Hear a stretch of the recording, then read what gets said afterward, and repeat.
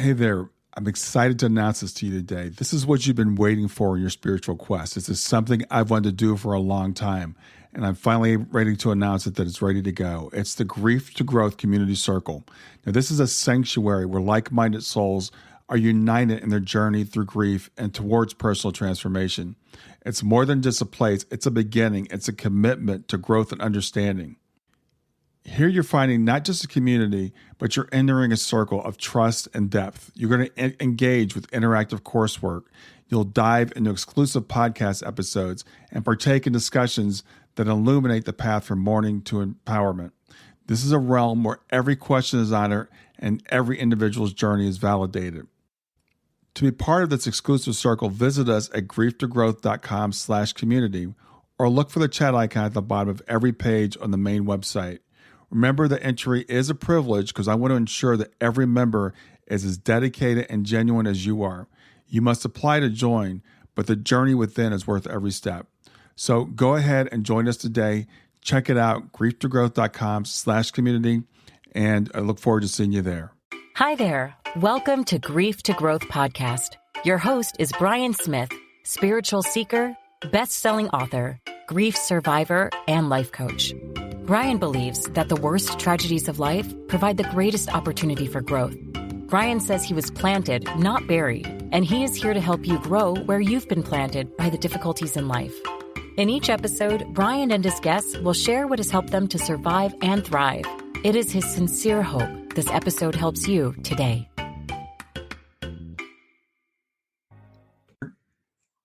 Hey, everybody, this is Brian. I'm back with another episode of Grief to Growth, and I've got with me today David Richman, I should say.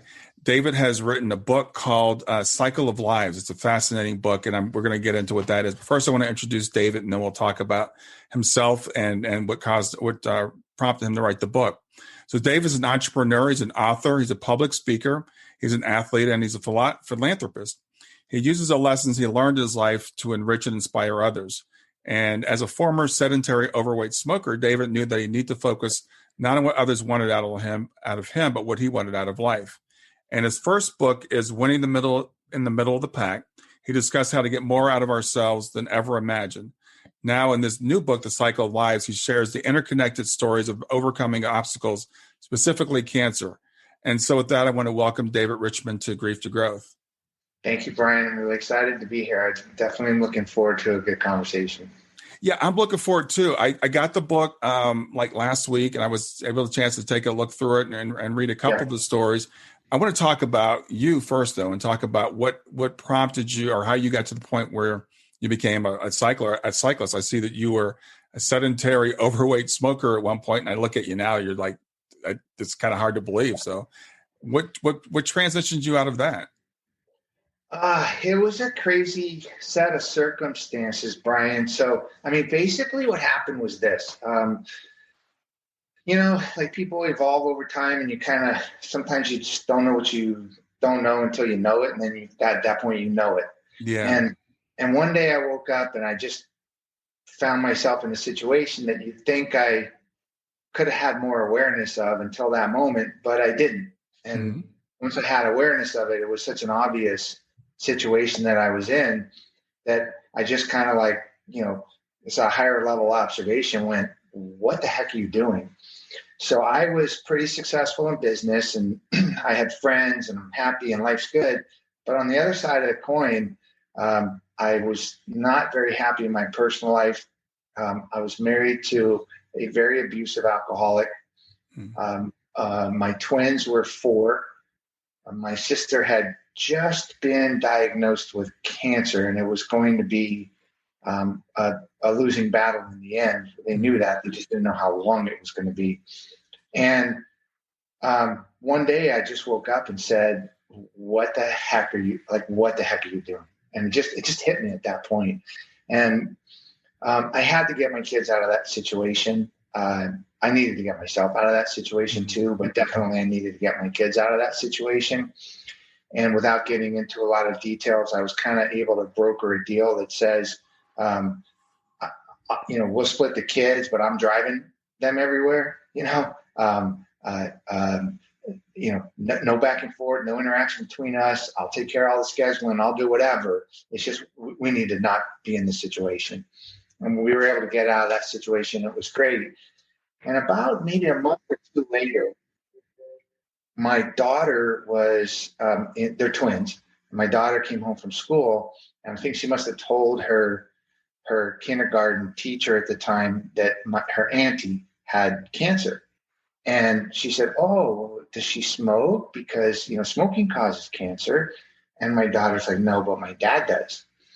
And she talked to me about that. And she said, "Will you quit smoking?" And I was just like, I had told myself that or heard that 100 times before, but it never hit it.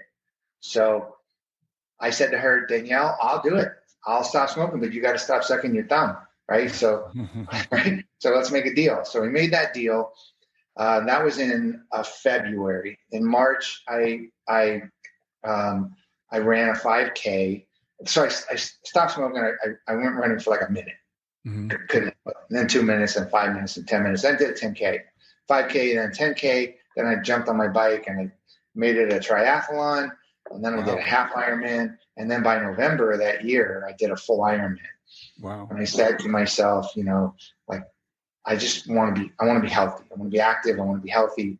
And being overweight and being miserable and smoking and drinking too much and being unhappy and not caring about myself was not going to make me happy.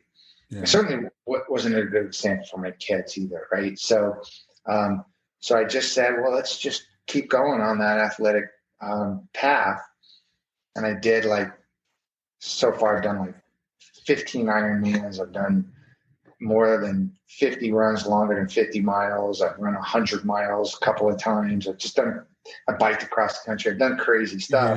Yeah. So that's kind of the genesis of that whole transformation. Yeah. And the book is Cycle of Lives. And I didn't say it's 15 people's stories, but you actually met these 15 people you met them before, but you did a 5,000 mile ride across the country. Yeah, which was nuts. So here's how the book happened, right? Because I'll give you the background, and then you'll understand why I went to go take my bike across the country. So, I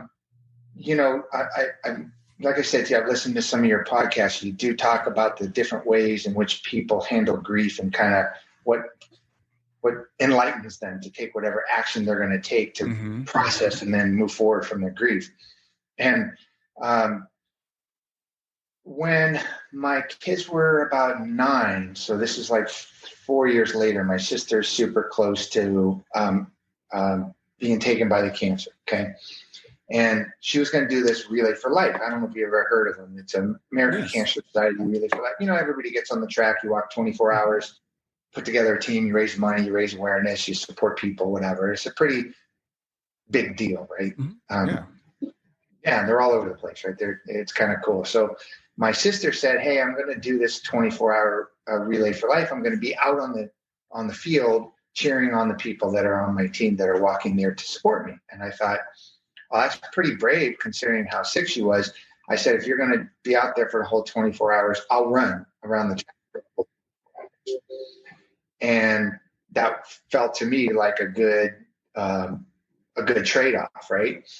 Well, unfortunately, she died a couple of days before that Relay for Life, and wasn't able to be out there. But I still had to hold up my end of the bargain. So me and my kids went out there and with the whole team and everybody else. We were out there for the whole 24 hours. Wow. One of the things I noticed, Brian, was that people were really good about dealing with the tasks of cancer.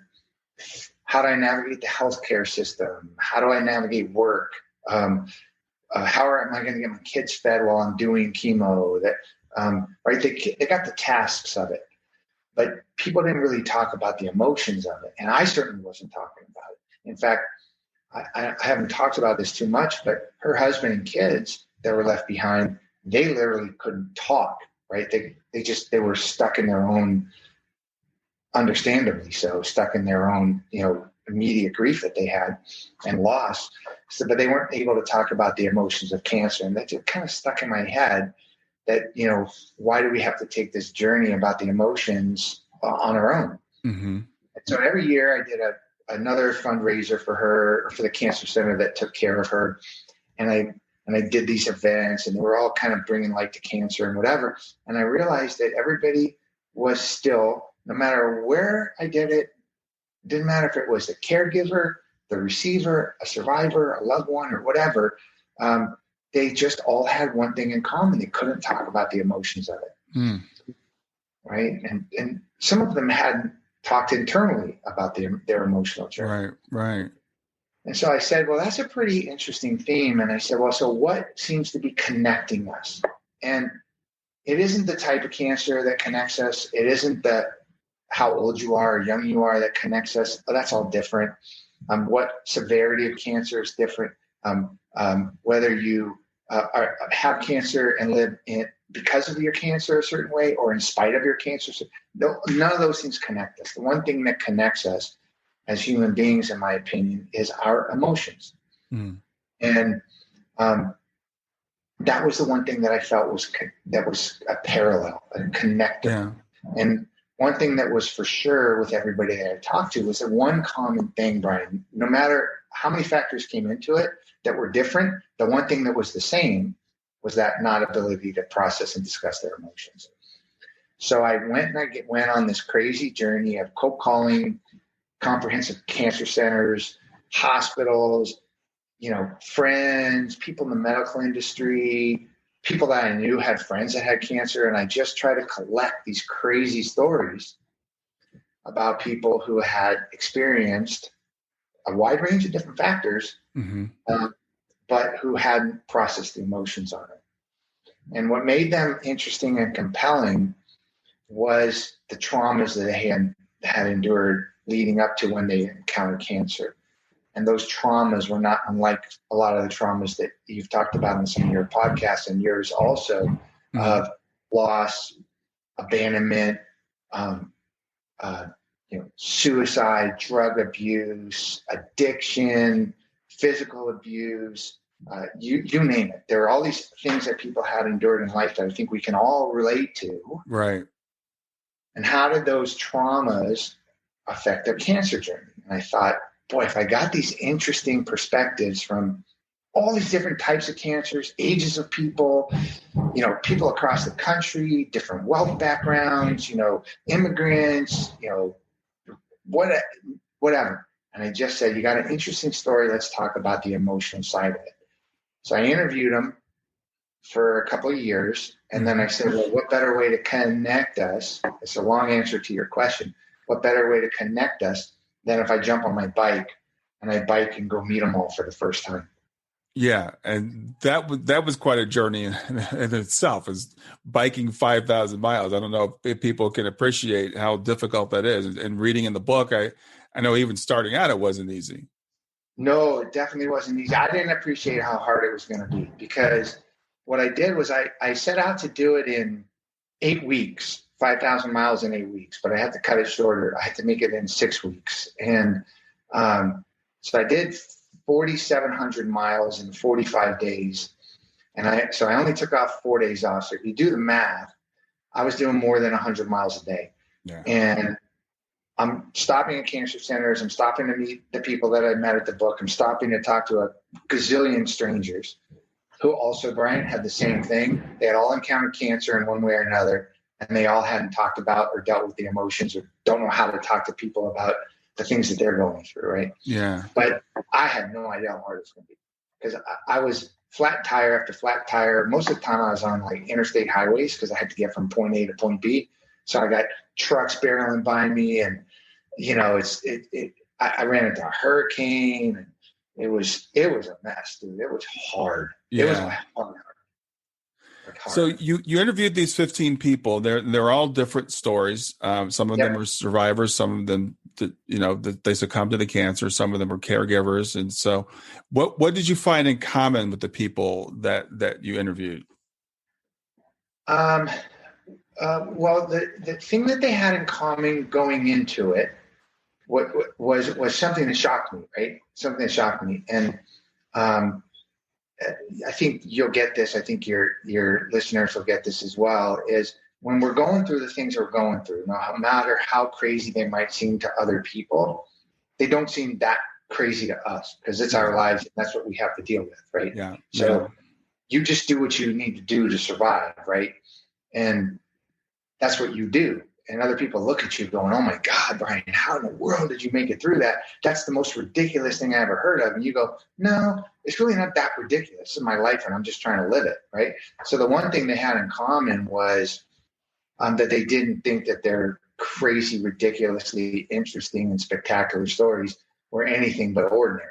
Yeah.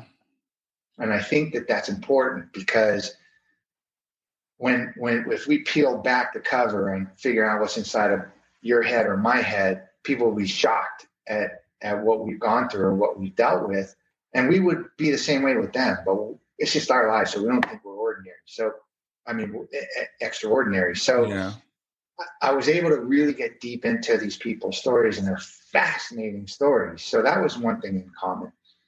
The other thing in common was that there was a degree in some of them of having processed these emotions. But honestly, Brian, all of them hadn't really processed it. And some of them hadn't begun to process the emotions of cancer. And so when I sat down with, say, for example, this wonderful woman who's an oncologist, and she just had this ridiculous childhood, very difficult, and is a wonderful oncologist. She's really well respected in the world of oncology and survivorship and advocacy. When we sat down and talked, I said to her, Doc, I got to ask you stuff that you don't talk to others about. And she said, good, because I don't talk to anybody about this stuff. Never have. And so I got to go on this journey exploring the emotions of people that are just like you and me who haven't taken the time to explore these emotions. So the things they had in common were that. Yeah. They didn't think they were extraordinary. Their stories were fascinating. And two, they hadn't processed the emotions. So we were able to go on that journey together. Yeah, it's interesting as you say that, because I deal a lot with people, parents who've had children transition, children cross over, pass, die, and I was just right before we got on this, I was talking with someone who was a father whose son passed away, and people look at us and they say, "Oh, wow, you're such a strong person. I could never do what you've done," and I think you put it very, very well. We all do what we have to do. And I think one of the things we have in common as human beings is this resilience of the human spirit that's just so much stronger. And we see it in other people, but we can't imagine we really have it in ourselves. Yeah. It's really well said. And, it's a little trite to compare it to an example I'm going to give you from my first book. But one of the things that I learned in this journey because I wrote the first book going, like, I've been living my life for everybody else. I wanted to be a good kid to my parents. I wanted to be a good kid in school. I wanted to be a good employee. I wanted to be a good boss. I wanted to be a good boyfriend. I wanted to be a good husband. But what about being good to me? And I realized that once I started saying, well, be in the middle of the pack. Like, don't worry about what people are looking at. Because in the middle of the pack, nobody cares, right? It's just you. Mm-hmm. Right? So I said, once you start focusing on you, why don't you worry about setting your own goals? And I think we don't set our goals high enough. Yeah. Right. And I think that if you're, if I said to you, this is an example I like to give, Brian. I go, if I said to you, hey, there's two 50-story buildings and there's a ladder across the two 50-story buildings. I'd like you to walk from one side to the other. That's a goal I have for you. Mm-hmm. You'd be like, heck no, I would never do that. And I go, well, okay, I'm going to put $1 million on the other side of the building. And you might go, no, heck no, there's no way I would do that. And I say, okay, I'm going to put $100 million on the other side of the building. You go, no amount of money would make me walk across that thing. And I go, okay, well, how about this? You never have to work another day in your life if you make it across. You go, it's not worth it to me. Mm-hmm. Okay? Now I go, okay, well, I'm going to put your sister and your son and your mom in the middle of the ladder, and you better rush over there in 50-mile-an-hour winds and save them before they fall off. A lot of people would do it without even thinking about it. Of course, yeah. So what is the thing that's going to motivate you to just be able to overcome whatever challenge, a lot of times we're forced to deal with heavy, hard things. And we don't know we can until we do. We're just living our life, like you said. Yeah. But sometimes, we also don't believe in ourselves enough that we challenge ourselves enough. We don't set a high enough goal. And I think that's what limits us. And so I think if you are able to overcome difficult circumstances and you're able to understand that you have that resiliency and you have that ability to overcome, it does give you some empowerment to continually go deeper. I mean, could you imagine what you have gone through? And before you went through that, could you imagine that you'd be the person telling other people how to deal with the things that you had to deal with? Oh, yeah, no, I didn't think I'd be here. It's been 5 years, and there's no way I thought I'd be here 5 years later. Stay with us. We'll be right back. Hey there, something I want to tell you about today. My podcast platform, Buzzsprout, has recently made it easier for me to allow you to support me financially. Go to www.grieftogrowth.com/subscribe. That's grief2growth.com/subscribe. And once you're there, you can sign up to support me financially. Now, you can do it for as little as $3 a month or, of course, as much as you'd like. If you do that, you'll get access to bonus episodes, and you'll see those in the regular feed. They'll have a lock on them. But when you become a subscriber, you'll actually get access to your own private feed, and you'll be able to listen to the regular podcast along with the bonus podcast for the subscribers. I want to thank you for listening. I want to thank you for sharing the podcast. And I want to thank those of you who support me financially. Have a great day, and on to the episode.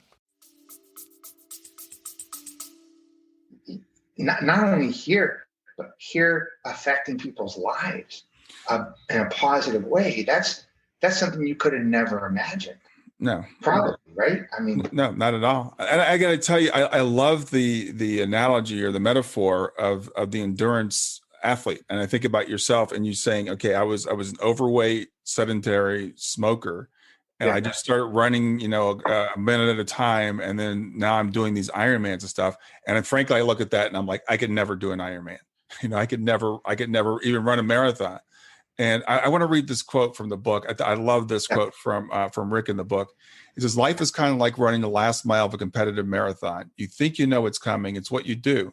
You've been through so much and done unbelievable amounts of training. You believe in yourself and your ability to push through anything.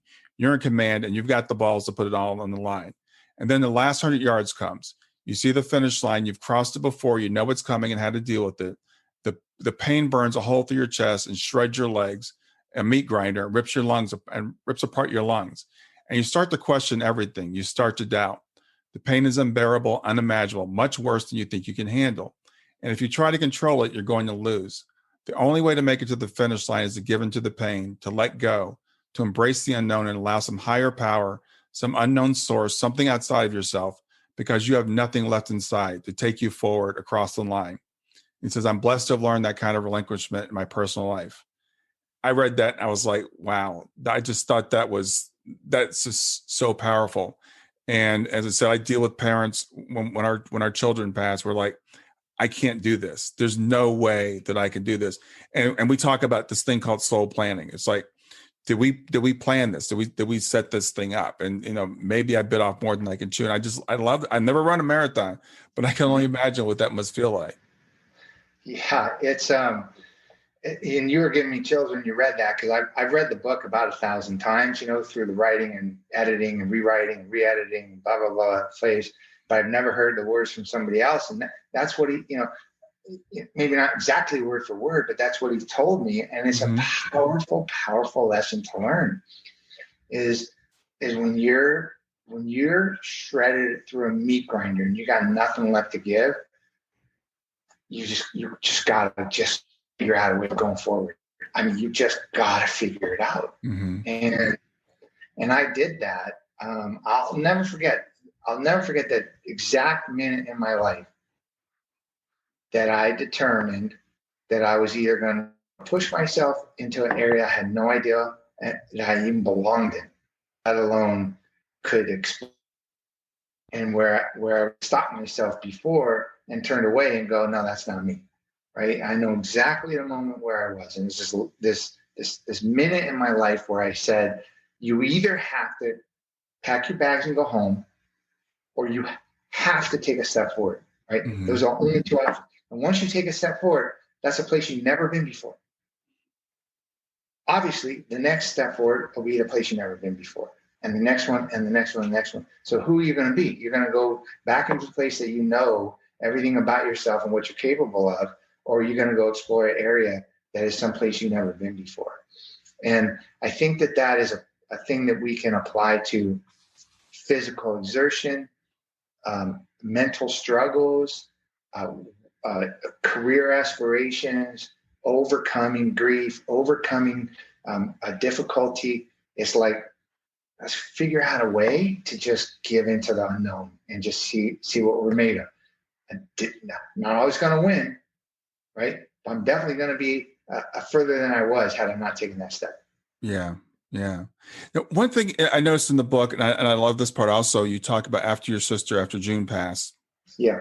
You felt this abandonment, I guess, by her friends and your own friends. And that's something not a lot of people talk about, that when we go through this, like the most difficult thing in our life, and I was just talking with a group of parents about this last night, a lot of times the people that we think are going to be there for us just kind of go away. Is that part of what prompted you to write the book? Yeah. Yeah, definitely. And I don't know, Brian, that I still have processed it, and I have differing opinions on whether or not I care to process it or want to process it.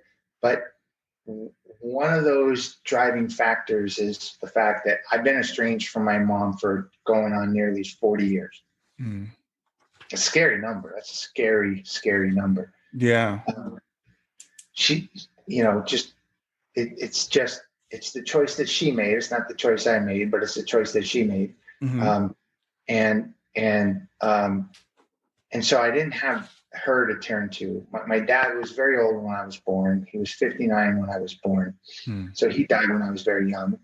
So I didn't have him to turn to. Neither one had any family that we were involved with. So the only person I really had was my sister. Yeah. And so it was shocking to me. I mean, Brian, it was really shocking to me that I couldn't, even though I reached out to, I got nothing back from the people that were in her life. Not one single person. It's shocking to me.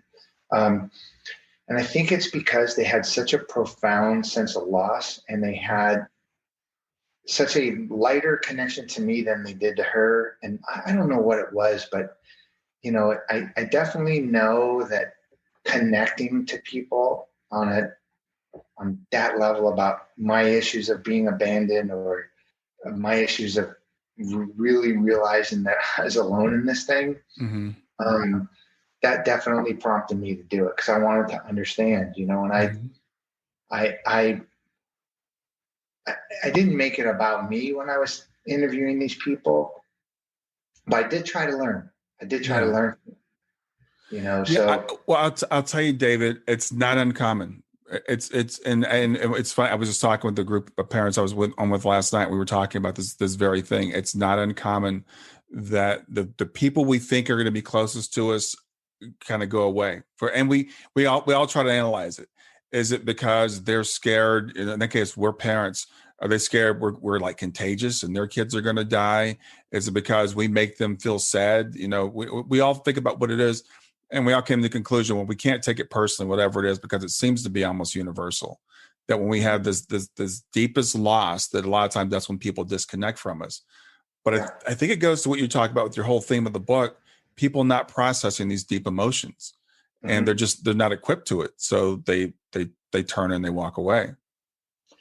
They do. And it's easy to do, right? I mean, it's easy to build a safe little box for ourselves. And even though it might not be the kind of box we want to be in, it's easy to kind of be in it. And it was shocking to me, Brian, how many people, not how many, that every single person that I talked to said, I don't. Can I tell you a super quick story about this in New Mexico? So all along the way, right, anytime you're doing anything crazy, right, you're starting a podcast and you're starting to counsel people, and you got to question yourself, like, am I really making an impact? Is this really worth doing? Am I faking it? Whatever, right? Yeah. So, but it's nice to get some reinforcement going. Okay, maybe if I even impacted one person, okay, that's going I'm going to keep going, and I'm going to impact another and keep going. It kind of fuels you to get rid of those insecurities, right? Yes, So absolutely. Right. So you know what I mean. So all along the way, when I'm talking to people, it's all good. That I go, the same theme. Like I never talked about. So let me get to the point. So I'm in New Mexico. I'm there with my friend Jerry. My wife is there. She was my fiance at the time. My kids are still in school, so they can't be on this with me. And Jerry's parents or Jerry's family takes me out for brunch. I'm on the middle of the bike ride. I got a free day. This is my first day off, like in 11 days. I'm in New Mexico, and as we're getting ready to sit down to this big family, this big close Mexican family, and the dad, who's he's got to be in his late 70s, maybe early 80s, and he pulls me aside and he says, "Come here, my boy."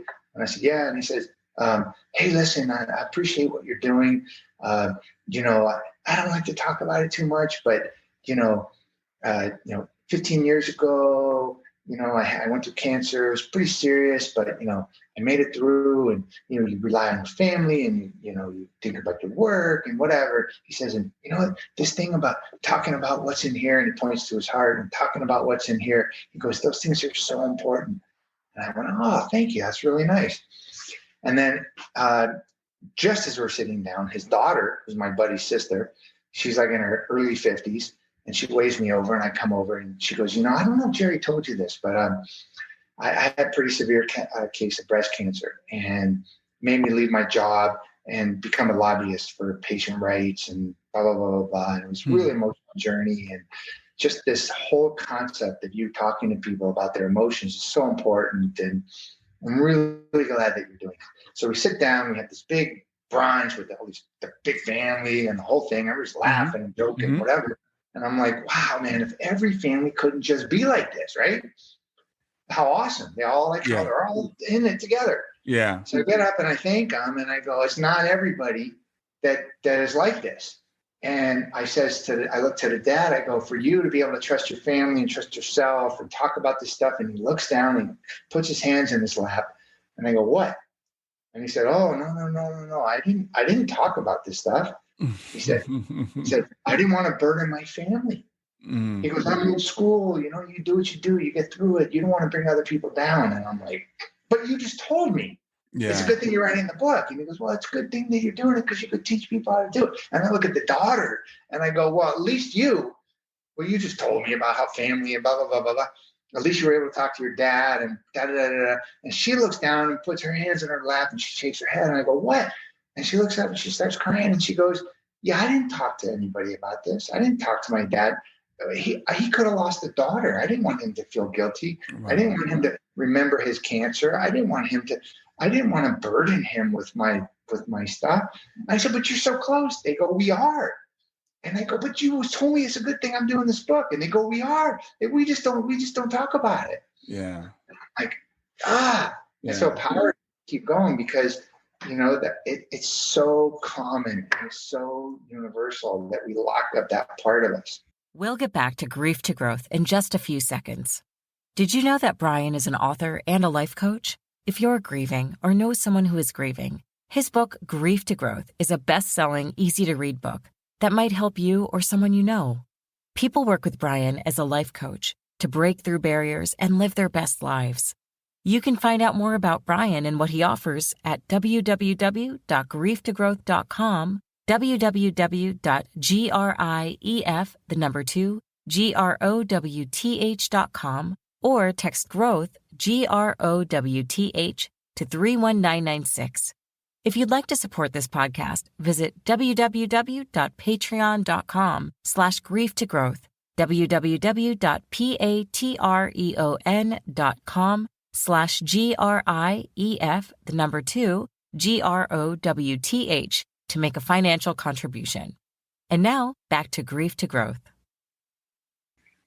So it's pretty absolutely. And maybe that is a part of, what we talked about, this abandonment thing, because sometimes it seems like the people that are closest to us are the ones we can't talk to about it, which gets me to, so how did you get these strangers, these people to open up to you on the level that you got to tell these 15 stories?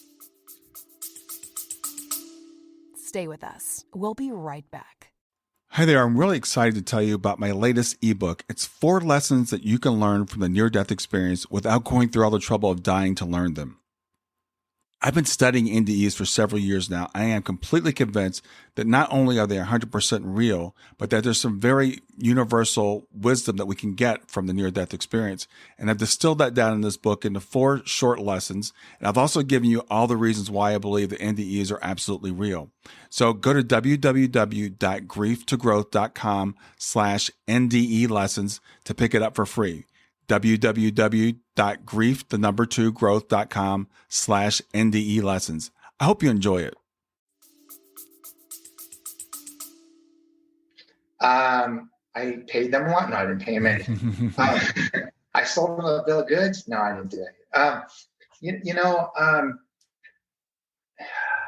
I really set out to do something. Okay. First of all, I think they were partly okay doing it because I told them that the entirety of the net proceeds. So whatever I make less the cost of what it is to do it. 100% of that's going to go to a charity of their choice. So we divide up 100% of the profits gets divided up between each one's particular cancer focused charity or other charity. Then we divide it up. So the fact that they knew I wasn't trying to make money off the thing was a big deal. Yeah. I think that at least they were almost all of them were strangers. I think one of them wasn't a stranger. So at least they trusted me at the beginning. Then I said to them, look, here's what the goal of the book is. The goal of the book is to start conversations. It's hard. It's hard to have these conversations, right? It's super, super hard. And when I talked to them just a couple of times, we had to agree about the fact that they hadn't processed their emotions. Right? Not one single person said they had. Not one person said, I'm at peace with everything that's going on in my life, right? It's just not the way it works. Wow. So they all believed in that premise that by exposing themselves, and if I were able to write it properly, that people might learn from it. And if they were able to learn from it, they might know how to talk to people that have had loss. They might know better to understand that the loss is not maybe the only dimension affecting their emotions. It might not be the only facet. Maybe that loss is a remembrance of 10 losses they had earlier in their life, or what, you know what I'm saying? There's just, people just aren't one dimensional. And I thought and they believed in the fact that if I exposed their stories, and we went on this emotional journey together, or they talked about their emotional journey like they hadn't before, that we might be able to help people start conversations. And going into it with those 2 premises, then it was just a matter of being able to ask them questions and really listening.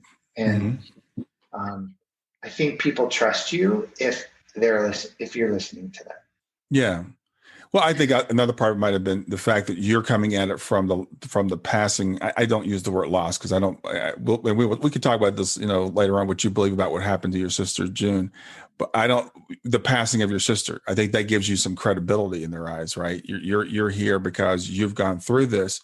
And I want to ask you though, so you're doing this project to help other people heal. They're doing the project so they can help other people heal. Yeah.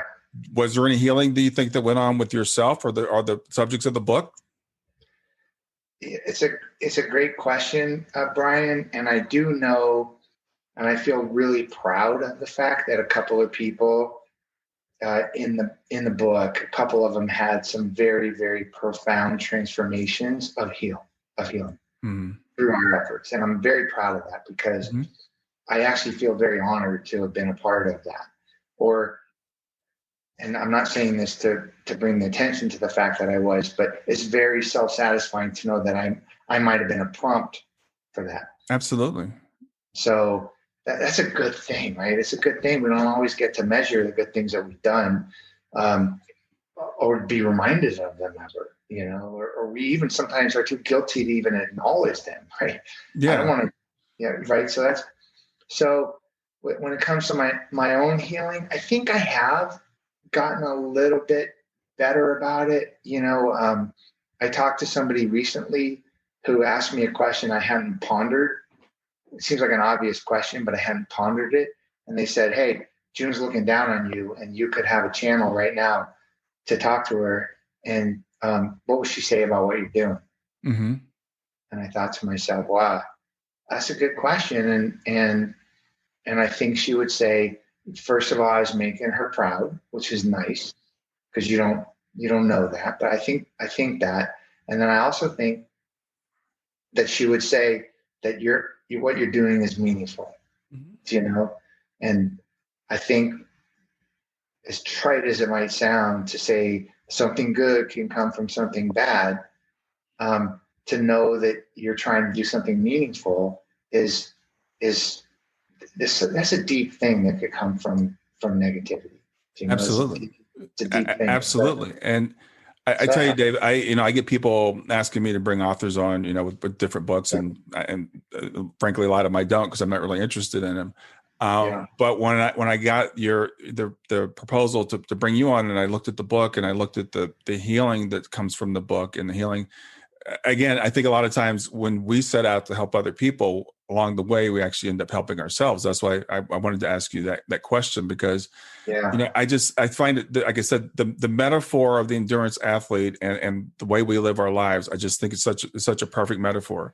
And you're getting across, getting your bike and riding across the country. And I used to bike ride some, so I can imagine the pain that that you went through, the actual literal physical pain to put this project together, to put this project out to the world, to help other people, to understand and to know, I'm not alone. First of all, we read these stories, and, I read the stories, and I'm like, wow, these people, some of these poor people, it just seems like things just kept happening to them and kept happening to them, but they kept overcoming and overcoming. Yep. Yeah. And you're right. And it is a great metaphor. I mean, it is a great metaphor, but I'll tell you, this is going to sound strange, because people are going to be like, really? How do you bike 15 hours, right? Sleep for 6 and get up and bike 12. Like, that's just physically, it's just ridiculous. Right. Mm-hmm. And they're right. But I'll tell you why I did this, continue to do more and further endurance athletics. Wasn't for the physical. Right. It was for the mental, because when you think about it, you go, oh, I want to break from life. I'm gonna go have a drink and sit in front of television. I want to break from life. I'm gonna go to a movie. I want to break in life. I'm gonna go for a hike with my girlfriend or my boyfriend or a buddy. I'm gonna go bowling. Whatever you do to take a break. That break very rarely involves meditation. It very rarely involves doing, things where you're looking inwardly for more than a fraction of a period of time. Yeah. And I'll tell you something, when you run for an hour, you're not thinking about a lot, but you run for 25 hours, you get to think about a lot. Yeah. I can only imagine. Yeah. I mean, you get to think about a lot. When you go out on a 30-minute walk, you could think a lot. Go for a 12-hour walk and see if you don't come back with some revelations. And so, I think that endurance athletics, especially for somebody that's in the middle, right? I'm not trying to win. I'm not trying to look good. I'm not trying to impress anybody. I'm just trying to do these things. And it does allow for some serious contemplation. Yeah, absolutely. I hadn't really thought of it that way, but that's awesome. I don't run, but I walk 7 miles every day. So that's a long way. That takes you a while. It takes about an hour and a half. Yeah. So, but it's, I was just talking to someone earlier about this. It's a time for me to meditate, or I'll listen to a podcast, or I'll listen to some uplifting music. So that's my first thing in the morning that I do to kind of turn within for myself. Mm-hmm. I think that's so I never really thought about this. If you run long distances, it's a great time to meditate. Yeah. I'll tell you, Brian, one of the first times I went for a super long run was a 50-mile race in Vegas in the heat. It's called Running with the Devil. And then they do one in January that's called Running with an Angel. Mm-hmm. So it's same 50-mile thing, but one's cold weather, one's hot weather. Wow. That's therefore the names. And when I say hot, it was like 120 degrees hot. Oh, wow. Okay? And so I'm taking off on this run. I'm late. I'm tired, I'm cranky, it's going to be warm, although I like the heat, it's going to be warm, but I'm not feeling the greatest or whatever. And I start running, and about like a mile in, I start going, ugh. I have this internal discussion with myself. I got 49 miles to go, and this is going to be brutal. And then I said, dude, like, calm down, man. Nobody's paying you to do this, right? Nobody asked you to do this. You're doing it for yourself. Grab a different perspective. Like, seriously, get a hold of yourself and grab a different perspective.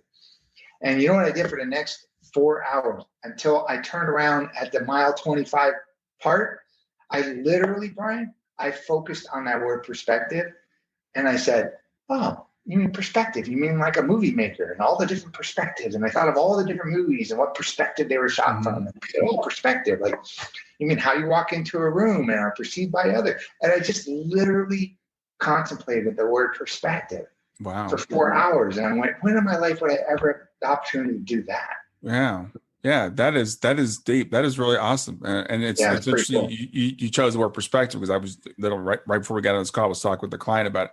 And the whole thing about life is perspective. It's all about perspective. We can be in the exact same situation, and we can choose how we look at that situation, and we can choose to look at the blessings, if you want to call it, from that, or the curses or whatever. And it's all a matter of how we choose to look at it. Yeah, I totally agree with you, Brian. Perspective is really is everything, right?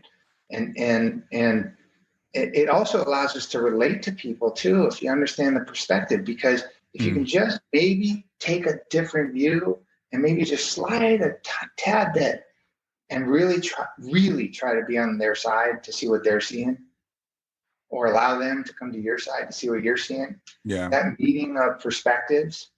And that's why when I wrote the book, Brian, I did them as first person.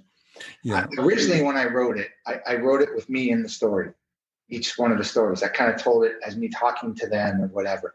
And my editor, she looked at me and she said, dude, she goes, you need to take yourself out of these stories. It's not about you. It's about them.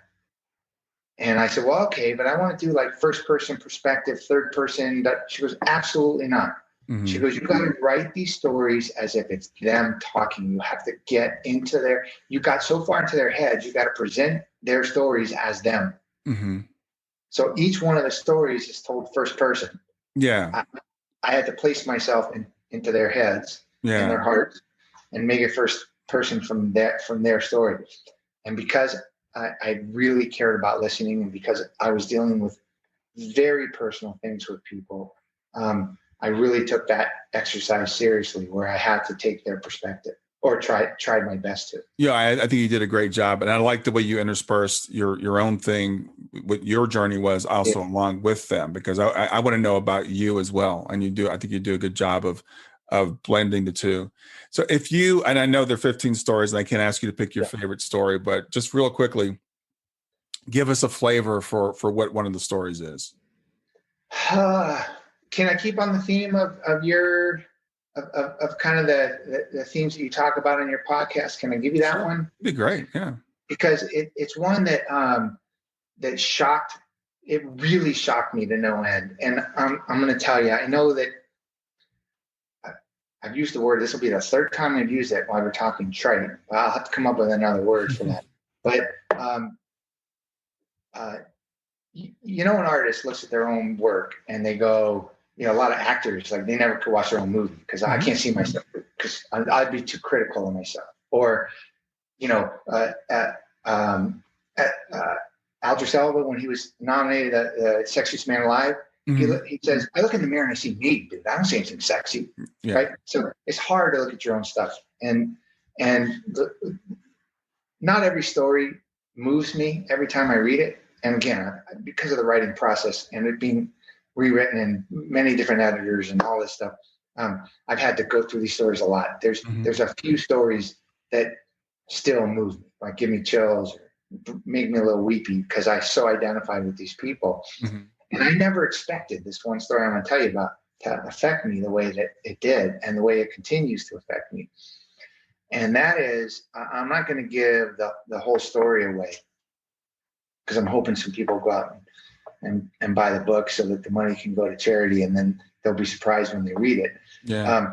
Is that this woman, she was introduced to me by a friend who said, you're not going to believe the story, so I'm not going to tell it to you. I'm going to let her tell it to you.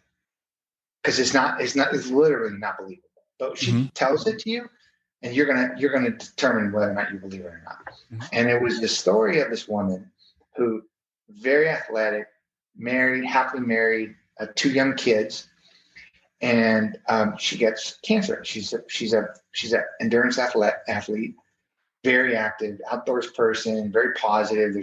And she starts thinking to herself. She's a very religious woman, very deep faith. And she starts looking at herself and she said, what did I do wrong, man, to get this cancer? Right? Was I unhealthy? No, I wasn't unhealthy. Was I a bad person? No, I've been a good person. Is it genetic? No, nobody in my family is. Was it environmental? No, it couldn't have been that. So she goes through her head of all these things that it could be. And she lands on the one thing it could be. And God is fighting her for something. That's the only thing she can come up with, is God has decided that she deserves this cancer.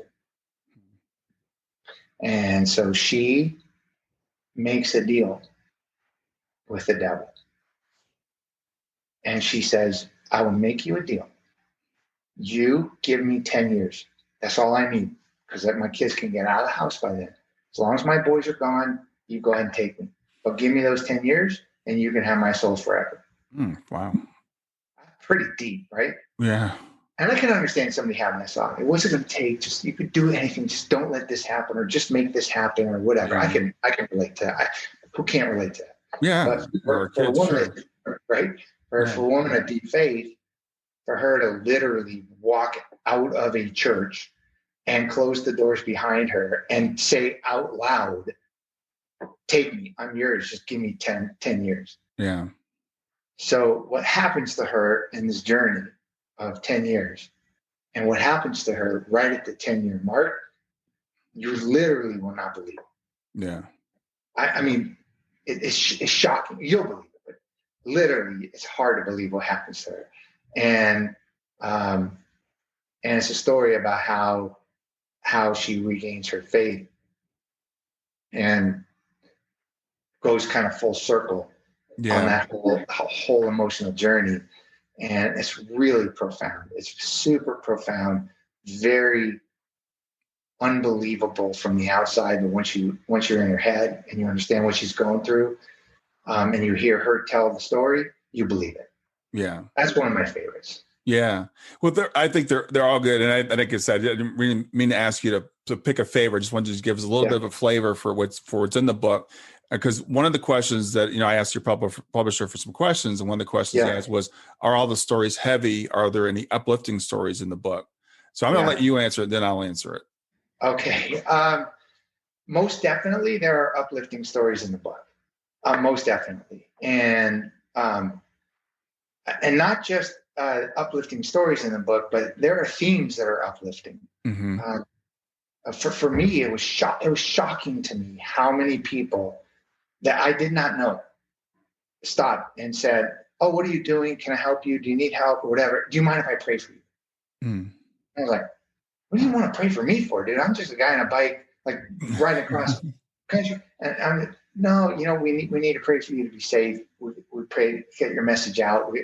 And I was kind of moved by that, because I'm not a very deeply religious person. I have some hard beliefs and strong beliefs, but that came as a shock to me. That that's a very positive thing, right? How people were willing to help, very positive. How everybody wants to talk about these things, very positive. So there's some very positive themes throughout the book. Mm-hmm. Not every story is heavy, but I'm going to say we deal with heavy subjects in every story. Yeah. Right. Well, yeah, for sure. Right. Certainly the goal is not to burden people, but is to get them to understand the journeys that people went on and what kind of things they overcome or might still be trying to overcome, so that we can better identify with what they're going through, what people we care about are going through, better recognize what we're going through, And there are a lot of very positive outcomes in the book. There's some negative, no question, but this is a reality of life, I guess. Yeah. And from my perspective, Give it to me. I can see why people would think, it's the cycle of lives. It's about all these people with cancer. Why do I want to read a book like that? But it's very uplifting, and I see the power of the human spirit coming throughout this book. I see, the commonality of humanity. We think, I'm going through this, I'm the only one that's ever gone through anything like this. Woe is me. And we read this book and we go, okay, wow, this person's gone through something as bad. We always want to compare. This is worse than what I'm going through. That age-old question that you just touched upon, why me? Why do bad things happen to good people? What we call bad things. And I know people that have had cancer or dealt with cancer that said, it's actually one of the best things that's ever happened to me. And Absolutely. help and understanding that perspective. The fact that, you, in my opinion, honoring your sister with this work. I mean, I just think it's fantastic that you take something like your sister's passing and you turn it into this beautiful piece of work. So people say, well, this bad thing happened. What good could ever come out of it? This project itself is inspiring and uplifting. So I would encourage people to get the book, first of all, because I think it's a great book and I think you'll get a lot out of it, but also supporting this great cause that you're doing. And it reminds me, I just interviewed someone very recently, a project called Speaking Grief, and it's speakinggrief.org. And they just put together a film of people just talking about their grief. And I'm loving seeing people talk about grief, talking about hardship, talking about overcoming. And you touched on earlier, these families, we sit around the table with the people that are supposed to be the closest in our lives, and we can't share these things with them. But this gives us an outlet, right? This gives us not an excuse, but this gives us permission to share those things, and to talk about them and process them. Yeah, and where this is going to sound a little self-serving, Brian, but yesterday I'm on the phone with the interim director of this one cancer organization's out on maternity leave. So there's an interim director, and I called her up, and there's some things we're trying to do to help promote the book or whatever. And I said, how far are you in the book? And she goes, well, I'm like, at this point. And I said, what do you think? And she goes, I did something I've never done before. And I go, what? And she said, well, one of the people in the book we both know. Okay. And she said, I thought I knew this person. She goes, but when I read what happened to him, she goes, I literally, you could ask my husband this. She said, I literally tossed your book across the room. I was so angry at what happened to him. It so affected me. I thought I knew him, and I'm so sorry I didn't know this about him. I was so angry about what happened to him. And I went, well, I think that's a good thing, right? I mean, what he went through was not good. It was the worst thing ever. Yeah. But the fact that you could identify and you could feel about it, and maybe that's going to open up a new avenue for you to be able to talk to him about things. Maybe you'll understand better his perspective. That's a good thing, right? That's a good thing. Yeah, absolutely. I think it's a great thing, and we all run around with masks on, and so even the people that think they know us, they don't really know us. And it's interesting. It takes a project like this to read about someone that we thought we knew and say, oh, I didn't know this about this person, right. Because we don't give ourselves permission to be real with each other. Absolutely true, man. Absolutely true.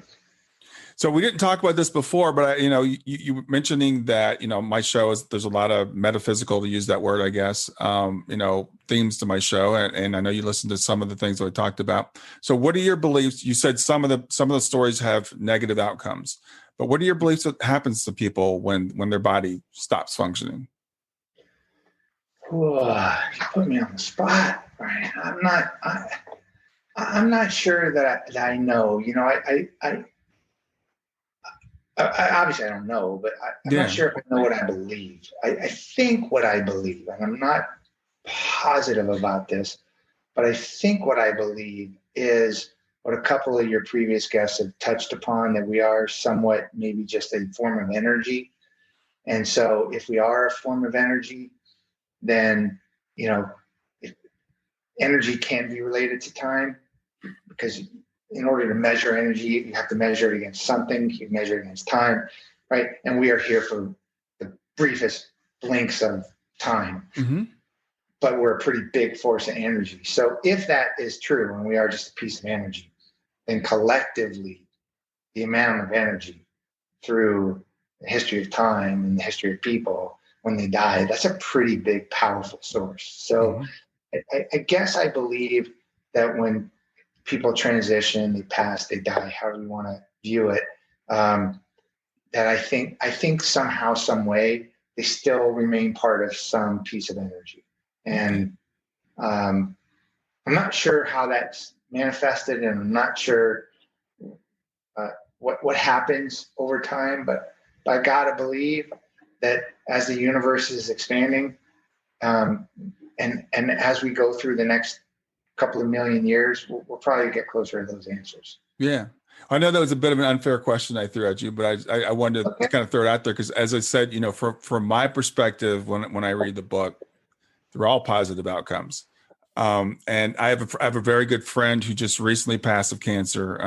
When was it? Time flies so fast. It was in May. I guess it was 2 years ago. And she had gone to a healer, an energy healer. And the thing is, the healer worked on her, and then she passed. She transitioned. So people would say, well, she wasn't healed. She wasn't healed of her cancer. But she was healed. She was healed of all the spiritual stuff that she had going on when she was here, all the junk that she needed to clear out. And once she was healed of that in her spirit, then her body was ready to let her go. And she's still an extremely powerful force even to this day. And she's come to many of us, since she's passed. So that's my belief. So when I read your book, I don't see any negative outcomes. Well, that's really cool, man. I like that perspective. I mean, I certainly feel for people and see the things that they've had to deal with, but I've also, like you, I've seen what they've overcome, and that is a positive, enlightening thing. And it does, I think the stories in the book do give you a belief that you want to say people can handle more than they can handle, and you've pushed yourself to handle or been forced to handle more than what you thought you could handle. But we can all take more. Right, we can all handle more. Yeah, that's the thing. We need to see the hero in ourselves. I mean, we read the books. Like I read Viktor Frankl's, Man's Search of Meaning. Being in the concentration camp, and we watch movies and stuff like that, and we think, well, that's somebody else. They could do that, but I can't do it. But I think these books, when we read your book, you remember these are common people. These are people just like you and I. Yeah. And you said at the very beginning, it's we deal with what we have to deal with. Mm-hmm. Yeah. And look, thankfully there's people like you that people can turn to help them try to better understand the things that they're dealing with. And all you're trying to do, and I'm sorry if this is not right, but I think what I've gotten from the brief interaction I've had with your voice is that what you're trying to do is help people deal with the difficult things they're dealing with, and provide them maybe with some avenues to explore to help understand what they're going through. Yeah. And the fact that you're willing to do that is having an effect on people, and sometimes maybe even a profound effect on people. And that's a good thing, right? That's a good thing to not just stay in our bubble and keep our mask on. It's a good thing to open up and to help share, because, not everybody believes this, but I believe that part of why we're here is to help each other. Yeah. Well, I believe that. I believe that's a big reason why we're here. And I was again just talking to a client right before we got on, and we were talking about the idea of reincarnation and coming back. And when your child transitions, every single parent I've ever known says, "I'm never doing this again." And I'm like, don't say never, because I think a lot of us come here to help other people. I think that's the reason why we're here. And when I see a project like your book project. And you just said it. I believe a big reason we're here is to help other people. This is what you're doing. You said, I'm going to take what happened to my sister. I'm going to take what's going on in my life, this abandonment that I feel, this loneliness I feel, and I'm going to turn it into something positive. I'm going to help other people process this feeling. Yeah. Yeah.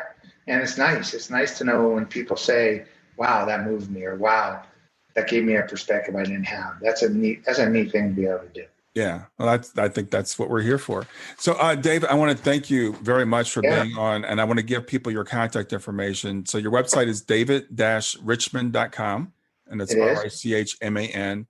And the book link is david-richman.com/cycle of lives with dashes between cycle of and lives. I'll put that in the show notes.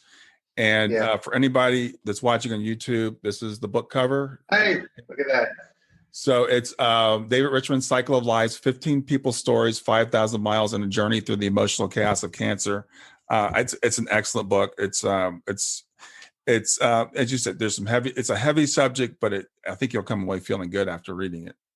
Thank you. Yeah. And the book's available wherever books are sold, Amazon, Barnes & Noble, you name it, you could buy a signed copy on the website. Doesn't matter where it's bought, varying levels of profit, depending on where you buy it, but 100% of the net on every avenue goes to support these wonderful organizations that are all trying to make a difference and help people. So I just think there's nothing bad that can come of it. Yeah. Well, David, I want to, again, thank you for being here. Thank you for your project. Someone asked you, what do you think June would think if she gets, and I know June is proud of you, and I know June is still with you. That's my belief. Well, it's sweet of you to say that. I'm finally starting to be able to process that thought. You know, it's hard. It's a hard thing to think about, you know? Yeah. Yeah, for sure. So thank you. Oh, great. It's good meeting you. Enjoy the rest of your day. You too, Brian. Take care. Thanks again. Really, really appreciate it. Thank you. Take care. Well, I hope you enjoyed the episode. I want to make it really easy for you to reach me. So just send me a text to 31996 and simply text the word growth, GROWTH. In fact, you can right now just say, "Hey Siri," send a message to 31996. And when Siri asks you what you want to send, just say growth. You can do the same thing with OK Google. Thanks a lot. Have a wonderful day. Thanks for listening to Grief to Growth. Brian hopes that you find this episode helpful and will come back for future episodes. Brian's best-selling book, Grief to Growth, Planted Not Buried, is a great resource for anyone who is coping with grief or knows someone who is. If you enjoy the podcast and would like to support it, there are 3 things you can do to help. The first is to share the podcast with someone that you think it will help. The second is to go to iTunes, rate, and review the episode. The third way you can support the podcast is by becoming a patron. Head over to www.patreon.com/grief2growth. That's patreon.com/grief, the number 2, growth, and sign up to make a small monthly donation. Patrons get access to exclusive bonus content and knowledge that you are helping to spread the message of grief to growth. For more about Brian and Grief to Growth, visit www.grief2growth.com. Hi there. I hope you enjoyed this latest episode of the podcast, and I'd love to hear your thoughts. What questions came up for you? What did you like about it? What didn't you like about it? I invite you to visit us at grieftogrowth.circle.so. That's growth2growth.circle.so to continue the conversation with me and with other listeners. It's a space to sound off, to share reactions, and to go deeper into the topics from the show. I look forward to chatting more, and I hope to see you there.